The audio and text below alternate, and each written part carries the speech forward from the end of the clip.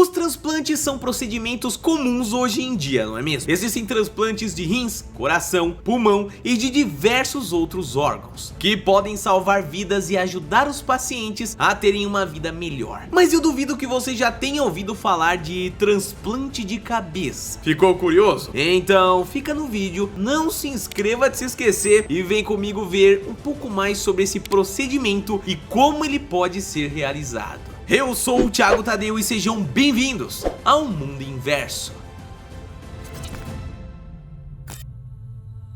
Como eu já disse na introdução do vídeo, os transplantes são cirurgias feitas normalmente em diversos hospitais pelo mundo. Os avanços tecnológicos estão cada dia maiores e proporcionam a criação de coisas inimagináveis, como por exemplo um transplante de cabeça. Mas será que isso é realmente possível? Bom, você vai descobrir hoje. Nossa história começa com o Dr. Sergio Canavi, um neurologista italiano que surgiu com uma ideia de que um transplante de cabeça realmente poderia ser feito. Todas as cirurgias de transplantes que eu falei anteriormente também possuem uma série de riscos, porém a de transplante de cabeça é ainda mais arriscada. A cirurgia de transplante de cabeça nunca foi realizada em humanos, já que a comunidade médica em geral não tem muita certeza se o plano do Dr. Sergio Canavi daria certo. Os riscos que a pessoa que fizesse a cirurgia sofreria seriam enormes e não há nenhuma evidência da sua eficácia em humanos. Mas você deve estar se perguntando, como essa cirurgia aconteceria, Thiago? Bom, o plano do Dr. Sérgio é juntar a cabeça de um paciente vivo a um corpo de outra pessoa que já tenha partido dessa para melhor, por uma questão de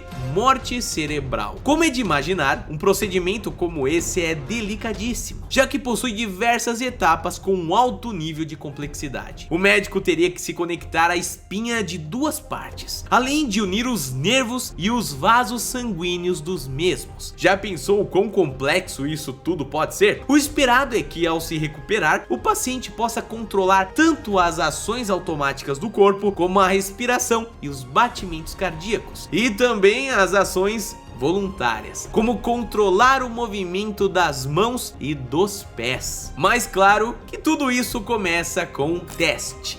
O Dr. Sérgio anunciou em 2017 que tinha realizado um teste de transplante em um cadáver, com o objetivo de se certificar que de fato ele conseguiria fazer as ligações das duas partes com a coluna vertebral, os nervos e também os vasos sanguíneos. Um dos questionamentos mais levantados sobre esse procedimento gira em torno da sua eficácia, já que as partes usadas pertenciam a um cadáver, né? Mas o neurologista pensou até mesmo nisso e deu uma descarga elétrica sobre o corpo, o que, segundo ele, comprova que o procedimento era de fato seguro e bem sucedido. O teste foi feito na China, na Universidade Médica de Harbin, e demorou 18 horas para ser concluído. O Dr. Xiaoping Ren e sua equipe foram os responsáveis por realizarem a cirurgia. Antes desse teste, essa mesma equipe já tinha feito um transplante de cabeça, porém com um macaco. Sobre isso, nós iremos falar mais tarde, beleza?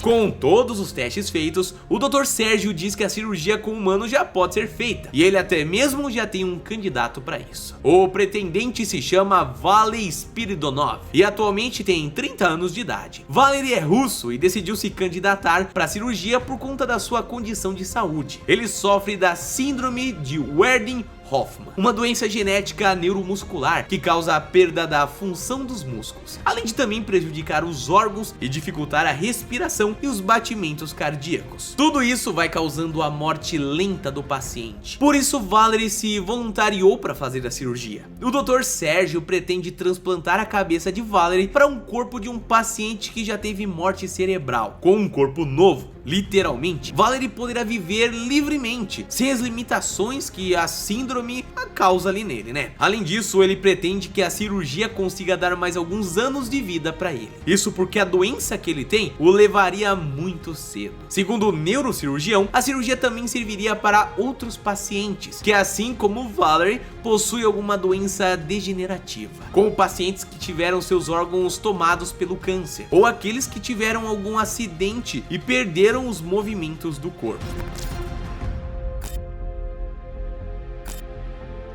Alguns especialistas disseram que a cirurgia de Valerie duraria mais ou menos umas 36 horas. Porém, o Dr. Sérgio diz que conseguirá realizar a cirurgia na metade desse tempo. Além disso, ele deverá contar com a ajuda de 150 profissionais, entre médicos, enfermeiros e anestesistas. Como deve-se imaginar, tudo isso não sairá barato, e todo esse procedimento terá um custo de 11 milhões de dólares. Antes de começarem de fato a cirurgia, eles precisarão resfriar o cérebro de Spiridonov e também o corpo no qual ele será transplantado. Tudo isso deverá ficar a uma temperatura de 10 graus Celsius para que as células sobrevivam no período em que a cirurgia está acontecendo. Com tudo pronto, eles irão começar os trabalhos. Primeiro irão dissecar os tecidos em volta do pescoço dos dois pacientes. Depois disso, tanto a artéria quanto os grandes vasos serão isolados para então serem ligados através de pequenos tubos que vão conectar a cabeça com o corpo. O segundo passo que eles vão fazer é cortar a medula dos dois pacientes e posicionar a cabeça de forma certa no corpo do doador. Para unir as duas partes, eles também contarão com a ajuda de uma substância chamada polietileno-glicol, que tem a função de preservar as membranas celulares e ajudar no processo de recuperação do local do corte. Porém, se isso não der certo, eles possuem outras opções, como usar as células tronco ou as células olfativas autorregenerativas. E por último, usar membranas estomacais. Segundo o doutor, todas essas técnicas já foram testadas e sua eficácia já é comprovada. Depois disso tudo, o terceiro passo é unir as outras partes que faltam, como os músculos do pescoço e os vasos sanguíneos menores. Ao acabar a cirurgia, o paciente será mantido em coma por 30 dias, para que não faça nenhum movimento que acabe colocando em risco as ligações feitas nessa região. Porém, mesmo em coma, os médicos irão estimular a medula do paciente a partir de eletrodos que serão implantados com a função de liberar descargas elétricas, para que, claro, as atividades neurais fossem mantidas. O processo de recuperação, claro que será demorado, por isso ele ficaria em média 1 ano sem andar. Além disso, como em outros tipos de transplantes, ele precisará tomar remédios para evitar a rejeição. E é aí que entra um ponto importante.